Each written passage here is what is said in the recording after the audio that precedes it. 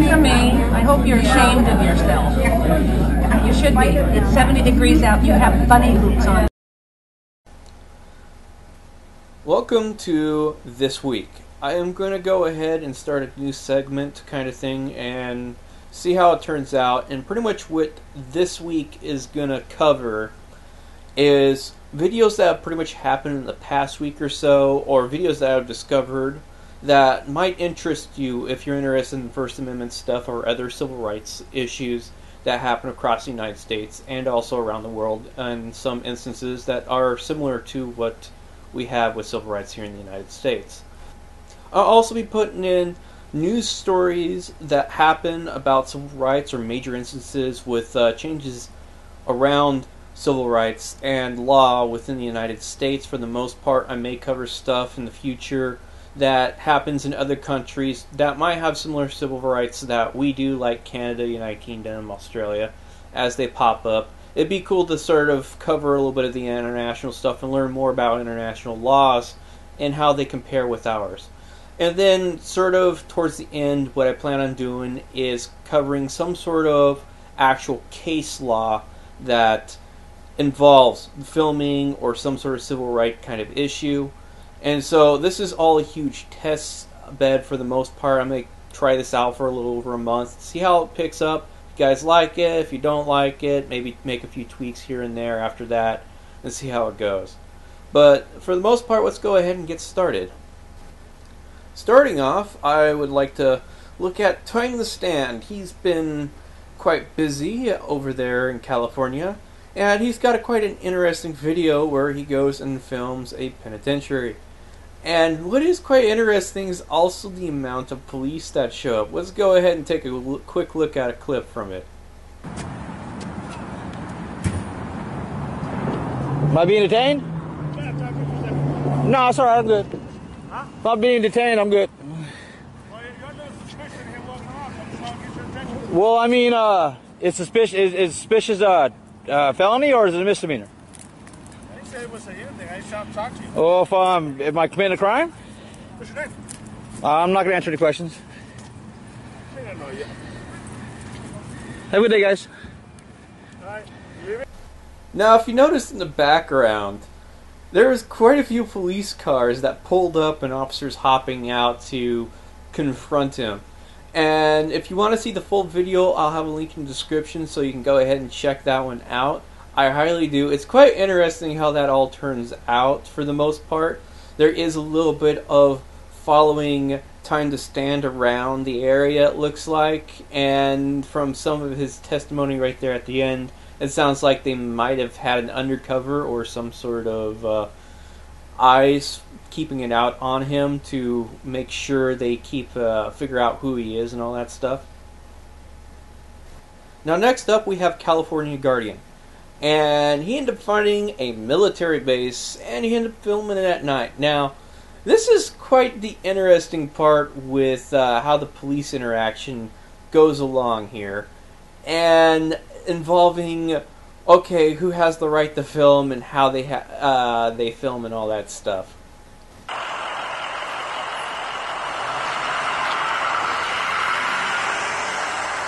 I can videotape you as much as you videotape I understand me, that, sir. So can I see your face? I don't have to. I have to legally give you my face? No, I don't. Will you give me your name? No, you give me your name and badge number? Name's Deputy Sanders. It's right there. What's your badge number, How long are you Deputy going to be out Sanders? here for? I don't know until I get my story. Is there a reason why you're videotaping the base? As I told your partner there. The officer seemed quite interested in getting the picture of his face for probably obvious reasons of trying to figure out who he is later. So that was actually quite interesting and all that part. And of course they continue on questioning him why he's there, why he's filming and all that stuff. And I highly recommend going and watching that video just because that interaction between him and the police officer is quite interesting for the most part. I have to say I do enjoy the work out of the guys coming out of California. They do some excellent stuff out there. And I would like to see them to keep it going and all that. Next up we have Highdesert Community Watch. And oh boy, this is interesting because the officer that ends up responding to him filming in this video is so full of himself, I guess, because he's like, oh, you're required to have an ID if you're press. And I'm just like, what? Just don't take my word for it. Here's a quick clip from it. What's going on? It's journalists gathering content for a story. What? Journalists gathering content for a story. ID? I don't need it. I haven't committed a crime. If you're claiming to be a journalist, you have free press or no, and that's a lie. You don't have to have. Okay. Now, this video is also of a military installation or base or something along those lines. And it is quite interesting because it's not just a police officer. You also have a couple of military personnel that come off the post there and give him a little bit of crap and ask questions and stuff like that. Now, I have nothing wrong with going off military installations and asking questions for the most part, but you got to sort of be smart about it if you're doing security or whatever, because there's a limit to how much of authority you can exert, which is pretty much you have really no authority to force them to identify or tell you what they are doing for the most part. Now, next up, I want to cover something a little bit different. This involves a drone incident that was confiscated by police over in California. What happened was there was this guy who was flying over a state fair over in California, pretty much known as the California Exposition. And what happened was the police ended up confiscating his drone. And I'll have a link to the article that covers this. And what's interesting is the police say you can't fly your drone over the exposition at all. It's a federal violation. And the thing is, that's actually incorrect, because I went and checked the airspace over that area. And there is some Class D airspace and E airspace that comes close and a little bit over it in one corner if you look at this picture that I have from aviation, the IFlightPlaner. And as you can see, for the most part, it is in the middle of all this, but it's not overlapping on that. So the guy was completely legal to fly the drone over that. And so the only way that they could have some sort of federal violation is if they filed with the FAA to get a temporary flight restriction over the area, which is very hard to do unless there's something important happening or something like that, like it's a major stadium event or something like that. Sports events, I can see it happening, like a baseball game or something like that. But no, for the most part, I have never seen a state fair actually, while in session, get a temporary flight restriction. And I do look at the TFRs from the FAA every now and then, especially during that time frame, because I do fly during the fall. And I have flown over a state fair last year with some of my own footage, and for the most part there was no TFRs there in place specifically for that. But what's interesting is they're trying to say that they have a no-fly zone and that the person was flying in the state fair's airspace, when that is most likely incorrect. Now, I haven't seen the footage from the drone for the most part, and the airspace for the state fair is going to be quite limited and low to the ground because it's going to be qualifying for trespass at that point. But for the most part, according to the federal government of the United States, all navigable airspace is public access and public right-of-way for people to fly in. And that includes drones too, especially since the NTSB and the FAA have said that drones are now considered aircraft, just like manned aircraft. And so they get all the same protections as manned aircraft. Now, building on the aircraft thing, I want to take a look at another video that involves aircraft in a way. And LibertyIsForEveryone has done a nice little CoOp video over there at an airport in Michigan where they were open carrying and filming and, well, pretty much doing plane watching for the most part. And they have quite the interesting interaction with the police there. And here's the clip of that. Sir, I'm requesting to see some ID. Can I see some ID, please? What? Put the phone down. Am I being detained for a reason? Well, you're at an airport. Can I see some ID, please? You know open carry is legal, right? I understand that. I need to see some ID. You guys are messing around with the locks. I'd like to see the ID, please.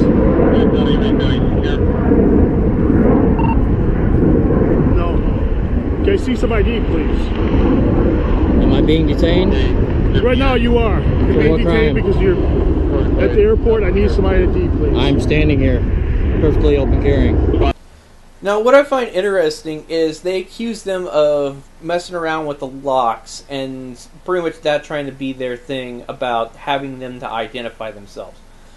And for the most part, it's a very lengthy video of the interaction of all that, but eventually they end up parting ways, with the exception in part 2, which I'll also be linking. An officer comes back and wants to know more about what all took place and what exactly happened and all that stuff. And I really recommend listening to the part 2 after you finish part 1 because it shows that there are police officers out there willing to learn and all that stuff if you give them a chance to learn from their mistakes. Now, does it happen all the time? No, it's not something I personally do myself because I have a more different kind of objective when I'm producing my videos for the most part. And I say kudos on the people over there in Michigan that did that video. It was a great job for the most part, great interaction on how you handled all that stuff, and the way you stuck to your guns for the most part on exercising your rights. Now moving on from that, how about law enforcement agencies actually doing something right? Like, for instance, the Department of Justice joining up with the ACLU to actually take on South Carolina's disturbing schools law. Now, what happened was last year there was an incident where an officer was very rough with handling with a student that was disturbing the classroom, refusing to leave kind of thing. And there was another student that filmed it and then posted the video online. Well, the student that was filming the incident ended up getting charged with the disturbing schools law. But that was eventually, after some time, dismissed. And so what happened was the ACLU hopped in and are challenging this overly vague disturbing the schools law because it can be used in so many situations in such a wide variety where literally it's too vague. It can be applied to too many situations. It needs to be narrowed down for the most part, which with its vagueness it becomes unconstitutional. And the ACLU and the Department of Justice are quoting school to prison pipeline situation that is going on. So, and for the most part, this is going to be quite interesting to see how South Carolina handles both the DOJ and the ACLU tackling this situation with that state. So I'll have a link to the article for that for the most part in the description, so this way you can check it out if you want. Now next up, we have something from another country, the United Kingdom. Now, I've actually been following this channel, Happy TV, for quite some time. He doesn't do that many videos, but when he does have does a video, especially when it involves him exercising his civil right over there to publicly film and take pictures, it gets quite interesting on the interactions between him and security and all that stuff. Now, what I'm going to play is actually 2 clips. He did put out 2 videos in the past week that is quite interesting. The first one is just him and a security person, and then the second one's actually between him and a police officer or something close to that, because they have different levels of police officers over there kind of thing. But let's go ahead and roll those 2 clips. I'm allowed to take pictures in a public right of way. Yeah, but This is please public understand. space. Yeah, but because of the security reasons, have this imposed that I'm not allowed. But you can't stop me from doing it. Yeah, I cannot stop you from doing it. Exactly. I can actually, now I stop you. Well, no, because I'm going to go back to taking photographs. Well, we'll see. You're moving to go. No, not really, no. Unfortunately for you, within this environment, the last terrorist attack was prevented because they were caught filming prior to the event. And that all made the papers, and that was all around here. That's why security guards are briefed and trained to say, look, help us out, because there's not enough of us. And you know, you're our eyes and ears on the street. There's not enough of us out there to prevent all the crime all the time. If there was a copper on every street corner, everyone would be nice and relaxed, wouldn't they? I have to say, there is quite some interesting conversations that take place in both of the videos. I'll have them both linked for you to go ahead and check out. I really recommend keeping an eye on his channel. He isn't that big, but at least have him on your subscribe list, because every now and then he does some really good videos where he's sticking up for his rights while filming police or events. He has quite a few where he's covering some protest events, stuff like that, and he ends up having to go at it with the police there for exercising his rights, for the most part. Now moving on to the next one, I have a news article from Tector that's actually going to have a big impact on how we are thinking about stuff, because it's actually about a major legal case that's moving into the appeals process right now.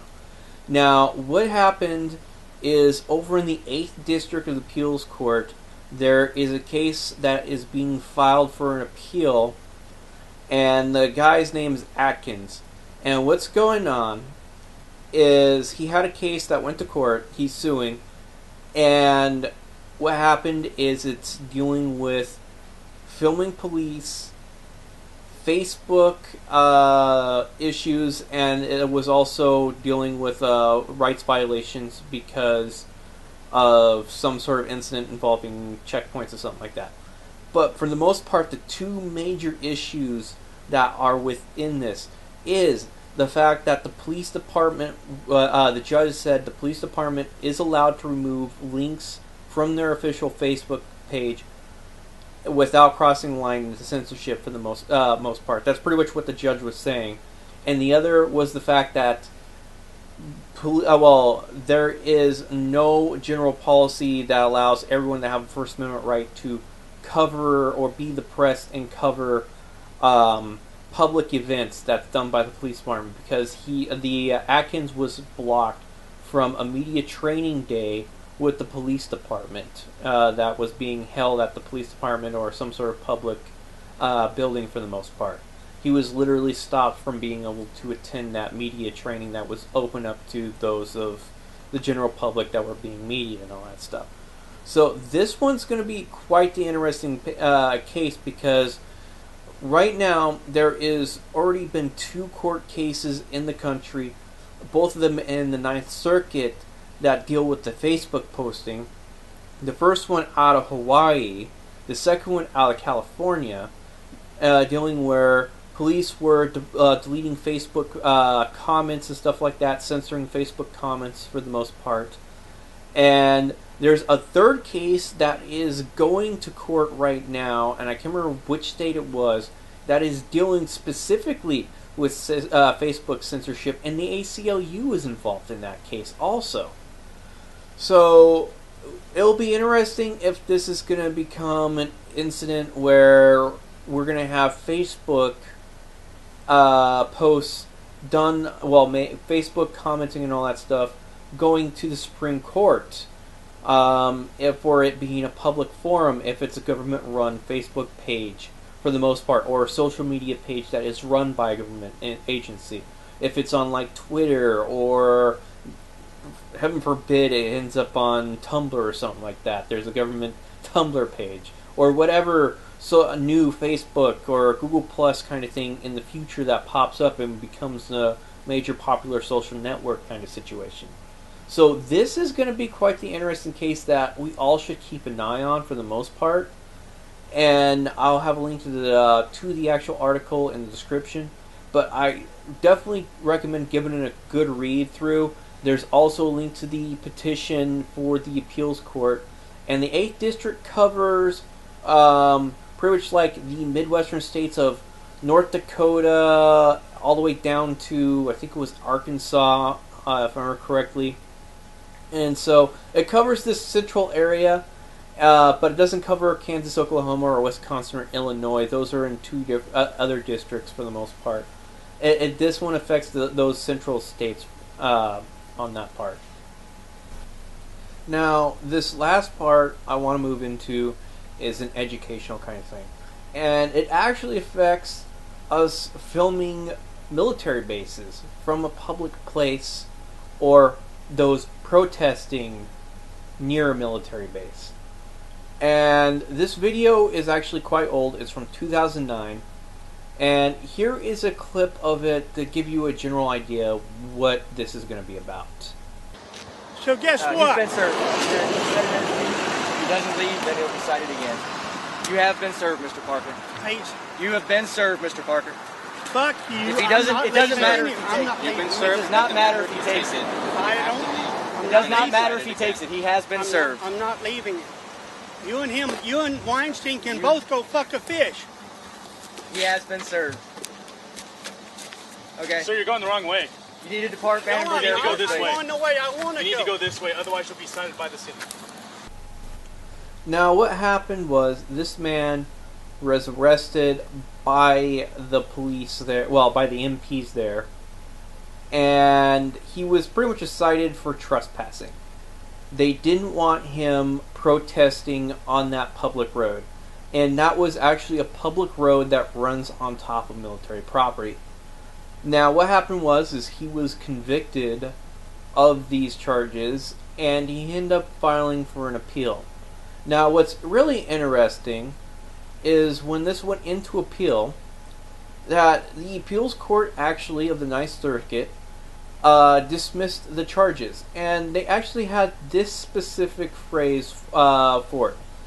In this case, the evidence conclusively shows that Ocean Avenue had been established pursuant to a public road easement that the United States had initially granted to the state of California, which later relinquished it to the county of Santa Barbara.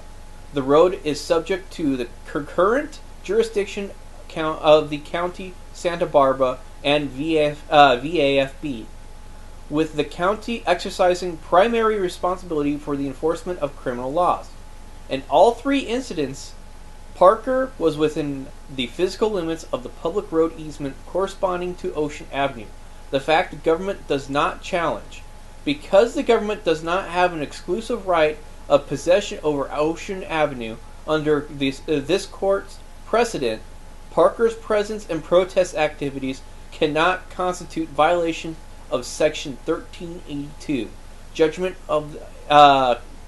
The judgment of conviction is therefore vacated.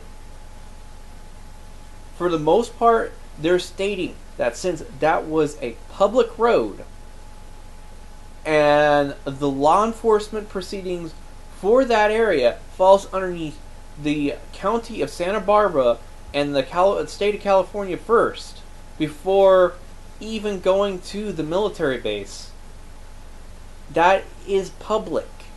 And so this actually impacts those of us who are filming from a public highway and taking pictures of a military base. Guess what? It's completely legal underneath this court ruling, which is called the United States of America versus Hobart Parker.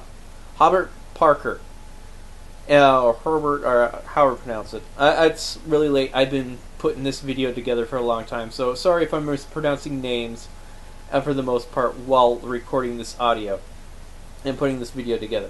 But for the most part, this is a very important case. I recommend for all of those activists that are out there, bookmark this case if you're going to film military bases, especially in the Ninth Circuit, because this one applies to us the most when we're going out there and filming.